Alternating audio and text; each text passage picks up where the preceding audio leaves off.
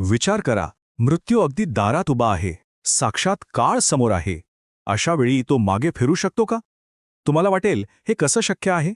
पण मंडळी, आजच्या या एक्सप्लेनरमध्ये आपण एका भक्ताची अशीच एक अंगावर काटा आणणारी सत्य घटना पाहणार आहोत. एक असा प्रसंग जिथे मृत्यूला चक्क रिकाम्या हाताने परतावं लागलं होतं. आणि यामागे होती एका अवतारी महापुरुषाची अथाहंग कृपा. आता एक क्षण विचार करा, तुमची मृत्यूची वेळ अगदी जवळ आलीये हे जर तुम्हाला अचूक समजलं तर काय अवस्था होईल? ती भीषण घाबरगुंडी शब्दातही सांगता येणार नाही, बरोबर? अशीच एक भयानक वेळ एका भक्तावर आली होती. जेव्हा मृत्यू अगदी समोर उभा ठाकतो ना, तेव्हा तिथून फक्त एकच गोष्ट वाचू शकते, ती म्हणजे आपली अथांग भक्ती आणि साक्षात ईश्वरी कृपा. तर झालं असं, हे जे शब्द आहेत ना, ते साक्षात श्री स्वामी समर्थांचे आहेत. त्यांनी अचानक आपला एक निस्सीम भक्त बाबासाहेब जाधव, जे व्यवसायाने कुंभार होते, त्यांना बघून हे धक्कादायक शब्द उच्चारले. अरे कुंभारा, तुझ्या नावाने बोलावणं आलं आहे. बापरे, फक्त या एका वाक्याने तिथे उपस्थित असलेल्या सर्वांच्याच काळजाचा ठोका चुकला होता. आता बाबासाहेब जाधवांना या शब्दांचा अर्थ लगेचच समजला. आपला मृत्यू आता अटळ आहे, साक्षात काळ जवळ आलाय हे ओळखून ते प्रचंड घाबरले. साहजिकच आहे. त्यांनी थेट स्वामींच्या चरणांवर लोळण घेतली आणि आपला जीव वाचवण्यासाठी एकच आर्त हाक मारली.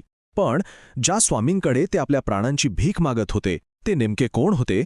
हा मृत्यूवरील विजयाचा चमत्कार समजून घेण्याआधी आपण थोडक्यात पाहूया की हे अफाट व्यक्तिमत्व म्हणजे श्री स्वामी समर्थ नेमके कोण होते. स्वामी समर्थांचा उगम तसा अत्यंत रहस्यमय मानला जातो बरं का. ते भगवान दत्तात्रेयांचा तिसरा अवतार आहेत अशी मान्यता आहे. बघा, 1458मध्ये जेव्हा श्री नृसिंह सरस्वतींनी महासमाधी घेतली, त्यानंतर तेच पुढे स्वामींच्या रूपात प्रकट झाले आणि इसवी सन 1856मध्ये स्वामी महाराज अक्कलकोटमध्ये आले. तिथून पुढचा त्यांचा जो प्रवास आहे तो खरोखरच अवाक करणारा आहे. आणि माहिती आहे, तब्बल 22 वर्षे, होय, स्वामी समर्थांनी महाराष्ट्रातील अक्कलकोट या शांत नगरीत चोळप्पा नावाच्या भक्ताच्या घरी इतकी वर्षे वास्तव्य केलं. या 22 वर्षांच्या काळात त्यांनी या संपूर्ण परिसराला अक्षरशः एका अत्यंत शक्तिशाली आध्यात्मिक केंद्रात बदलून टाकलं. आता आपण वळूया अक्कलकोटमधील त्यांच्या चमत्कारांकडे. त्यांनी तिथे ज्या ईश्वरी लीला केल्या त्या खरोखरच अद्भुत होत्या.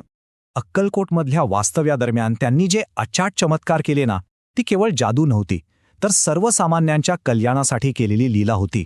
त्यांची व्याप्ती बघा, अगदी कुष्ठरोग, क्षयरोग नष्ट करण्यापासून ते अंध्यांना दृष्टी देण्यापर्यंत. एवढंच नाही, तर लोकांच्या मनातले विचार अचूक ओळखणं आणि सर्वात महत्त्वाचं म्हणजे हिंदू, मुस्लिम, ख्रिश्चन, पारशी अशा सर्व धर्मांच्या लोकांना समान प्रेम देणं. त्यांची करुणा खरोखरच अमर्याद होती.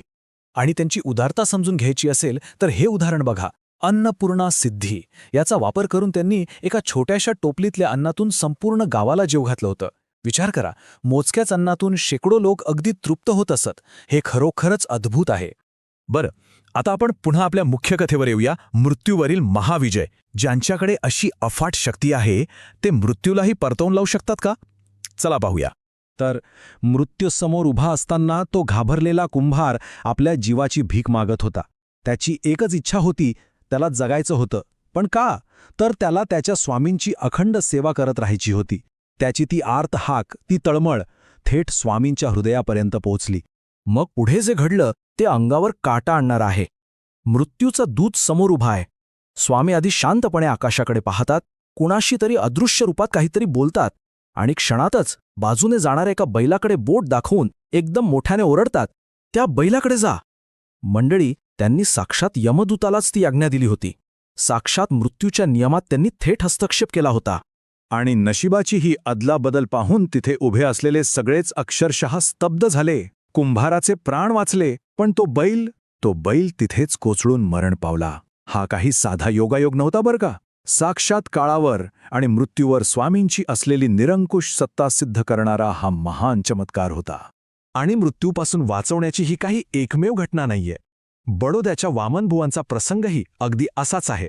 शारीरिक व्याधींना कंटाळून जेव्हा त्यांनी सूरसागर तलावात उडी मारून आत्महत्या करण्याचा प्रयत्न केला ना, तेव्हा साक्षात स्वामींनी तिथे प्रकट होऊन त्यांना पाण्यातून बाहेर काढलं होतं. बुडणाऱ्या वामनबुवांना वाचवल्यावर स्वामींनी त्यांना एक कडक पण तितकाच प्रेमळ ओरडा दिला. ते म्हणाले, अरे मूर्खा, एवढं मोठं आयुष्य असूनही मरायची इच्छा धरतोस? नशिबात लिहिलेले भोग प्रत्येकाला भोगावेच लागतात. हे वाक्य खूप काही सांगून जातं. स्वामी फक्त चमत्कार करत नव्हते, तर भक्तांना त्यांचे कर्मभोग धैर्यानं पूर्ण करण्यासाठी एक प्रकारे मार्गदर्शनच करत होते. आता आपण ह्या प्रवासाच्या शेवटच्या टप्प्याकडे वळूया. चिरंतन आशीर्वाद आणि त्यांचा महासमाधीचा दिवस. ती तारीख होती 30 एप्रिल 1878. अनेक दशके भक्तांना निस्वार्थपणे मार्गदर्शन केल्यानंतर स्वामींनी आपल्या देह त्यागण्याची वेळ निश्चित केली होती. अक्कलकोटमधल्या एका वटवृक्षाखाली ते शांतपणे पद्मासनात बसले.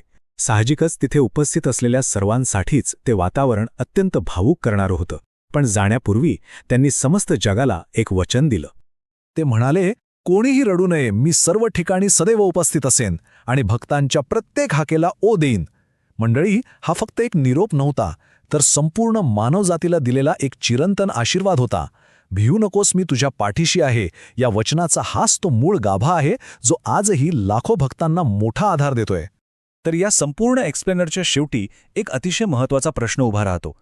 खऱ्या भक्तीमध्ये खरोखरच आपलं अंतिम नशीब, आपला मृत्यू बदलण्याची ताकद असते का? आता बाबासाहेब जाधव असोत किंवा वामनबुवा, या उदाहरणांवरून एक गोष्ट मात्र नक्की समजते. जेव्हा तुमची श्रद्धा अढळ असते ना, तेव्हा ईश्वरी कृपा माणसाला अगदी मृत्यूच्या दारातूनही परत आणू शकते. याच एका सखोल विचारासोबत आपण आज इथेच थांबूया.